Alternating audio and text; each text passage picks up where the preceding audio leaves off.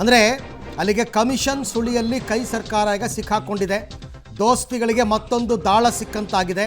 ಕಾಂಗ್ರೆಸ್ ಸರ್ಕಾರದ ವಿರುದ್ಧ ರಿವೆಂಜ್ಗೆ ಮುಂದಾಗಿದೆ ಕೇಸರಿ ಟೀಮ್. ಅವತ್ತು 40% ಕಳಂಕ ಅಂಟಿಸಿತ್ತು ಕಾಂಗ್ರೆಸ್. ಅವರ ವಿರುದ್ಧ ಈಗ 60% ವಾರಿಗೆ ಬಿಜೆಪಿ ಸದ್ದಾಗಿದೆ.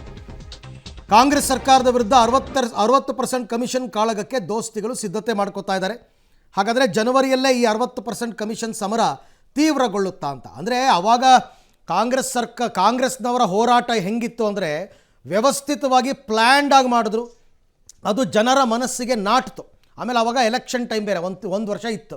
ಬಟ್ ಈಗ ಅದು ಯಾವ ರೀತಿ ಬಿ ಜೆ ಪಿಯವರು ಇದನ್ನು ಮುಂದೆ ತಗೊಂಡು ಹೋಗ್ತಾರೆ ಅಂತಕ್ಕಂಥದ್ದು ಒಂದು ಕುತೂಹಲ ಇದೆ, ನೋಡೋಣ.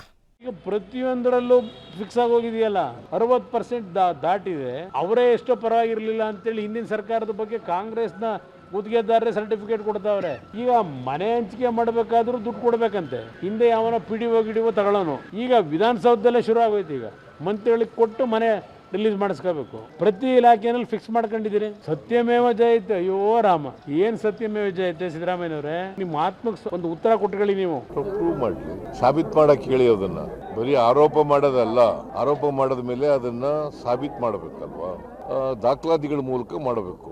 ಅವರು ಚಪಲಕ್ಕೆ ಮಾತಾಡ್ತಾರೆ. ನನಗೆ ಅದಕ್ಕೆಲ್ಲ ಉತ್ತರ ಕೊಡಬೇಕು ಅಂತ ಅನ್ಸಲ್ಲ. ಆ ಹರೀಶ್ ಚಂದ್ರ ಹೋದ ಮೇಲೆ ಇವರೇ ಅಂತ ಕಾಣುತ್ತೆ. ಲಂಚ ಮುಡ್ದೇ ಇರೋರು, ಬೇರೆಯವರಿಂದ ದುಡ್ಡು ಈಸ್ಕೊಳ್ದೇ ಇರೋರು, ಯಾವುದೇ ಸಹಾಯ ಪಡೆದೇ ಇರೋರು. ಕುಮಾರಸ್ವಾಮಿ ಅವರು ಗೊತ್ತಿಲ್ಲ. ಈಗ ಮೊನ್ನೆ ಈ ಚುನಾವಣೆ ನಡೆದ ಬಳಿಕ ಅವರು ಸ್ವಲ್ಪ ನರ್ವಸ್ ಆಗಿದ್ದಾರೆ. ಕುಮಾರಣ್ಣವ್ರು ಬಿಡಿ, ಕುಮಾರಣ್ಣವ್ರು ಏನನ್ನು ಹೇಳ್ಬೋದು. ಕುಮಾರಣ್ಣವ್ರು ಅವರು ಅಧಿಕಾರದಾಗಿದ್ದಾಗ ಸಾಲ ಮನ್ನಾಗಳು ಮಾಡಿದ್ರು, ಅವೆಲ್ಲ ಎಲ್ಲಿಂದ ಬಂತು? ಮತ್ತೆ ಈಗ ನೋಡ್ರಿ, ಇವೆಲ್ಲ ವೆರಿ ಕಾಮನ್ ಪೊಲಿಟಿಕಲ್ ಉದ್ದೇಶ ಬೇರೆನಿದೆ. What is other things they what? ಈ ಬಗ್ಗೆ ಮತ್ತಷ್ಟು ಮಾಹಿತಿ ನನ್ನ ಕೊಲೀಗ್ ಮಸೂದ್ ಅವರಿಂದ ಪಡೆಯೋಣ. ಮಸೂದ್, ಕಾಂಗ್ರೆಸ್ ವಿರುದ್ಧ ಮೈತ್ರಿ ಪಕ್ಷಗಳಲ್ಲಿ ಈಗಾಗಲೇ ಅವರ ಬತ್ತಳಿಕೆ ತುಂಬ ಬಾಣಗಳಿದೆ, ಅಸ್ತ್ರಗಳಿದೆ. ಅದನ್ನು ಅವರು ಯಾವ ರೀತಿ ಬಿಡ್ತಾ ಇದ್ದಾರೆ ಅಂತಕ್ಕಂಥದ್ದನ್ನು ರಾಜ್ಯದ ಜನ ನೋಡ್ತಾ ಇದ್ದಾರೆ. ಆ ಬತ್ತಳಿಕೆಗೆ ಇನ್ನೊಂದು ಅಸ್ತ್ರ ಸೇರ್ಪಡೆಯಾಗಿದೆ, 60% ಕಮಿಷನ್ ಅಸ್ತ್ರ. ಇದನ್ನು ಹೇಗೆ ಅವರು ಮುಂದೆ ತಗೊಂಡು ಹೋಗ್ಬೋದು? ಯಾವುದನ್ನು ತಾರ್ಕಿಕ ಅಂತ್ಯಕ್ಕೆ ತಗೊಂಡು ಹೋಗ್ತಿಲ್ಲ ಬಿ ಜೆ ಪಿಯವರು ಅಂತಕ್ಕಂಥ ಆರೋಪ ಇದೆ. ಇದನ್ನೇನು ಮಾಡ್ಬೋದು ಅಂತ? ಅರವಿಂದ್, ಹೊಸ ವರ್ಷದ ಆರಂಭದಲ್ಲೇ ಬಿಜೆಪಿ 2-3 ವಿಚಾರ ಇಟ್ಕೊಂಡು ಬಹಳ ಉತ್ಸಾಹದಿಂದ ಕಾಂಗ್ರೆಸ್ ವಿರುದ್ಧ ಮುಗಿಬಿದ್ದಿರುವಂಥದ್ದು. ಈಗಾಗಲೇ ಸಚಿನ್ ಆತ್ಮಹತ್ಯೆ ಪ್ರಕರಣದಲ್ಲಿ ಮತ್ತು ಬಾಣಂತಿಯರ ವಿಚಾರದಲ್ಲಿ ಜೋಶಿಂದನೇ ಹೋರಾಟ ಶುರು ಮಾಡಿದೆ. ಈಗ ಕುಮಾರಸ್ವಾಮಿ ಅವರು ನಿನ್ನೆಯನ್ನು ಆರೋಪ ಮಾಡಿದ್ದಾರೆ, ಇದು 60% ಸರ್ಕಾರ ಅಂತ. ಆ ಆರೋಪಾಸ್ತ್ರ ಸಂಬಂಧಪಟ್ಟಂತೆ ಸ್ವಲ್ಪ ಹೆಚ್ಚಿನ ಗಮನ ಕೊಡೋದಕ್ಕೆ ಬಿಜೆಪಿಯಲ್ಲಿ ತಯಾರಿ ನಡೀತಾ ಇದೆ. ಯಾಕೆಂದರೆ ಬಿಜೆಪಿಗೆ ಇದು ಬಹಳ ಅಗತ್ಯವಾಗಿ ಬೇಕಾಗಿರುವಂಥ ಹೋರಾಟ.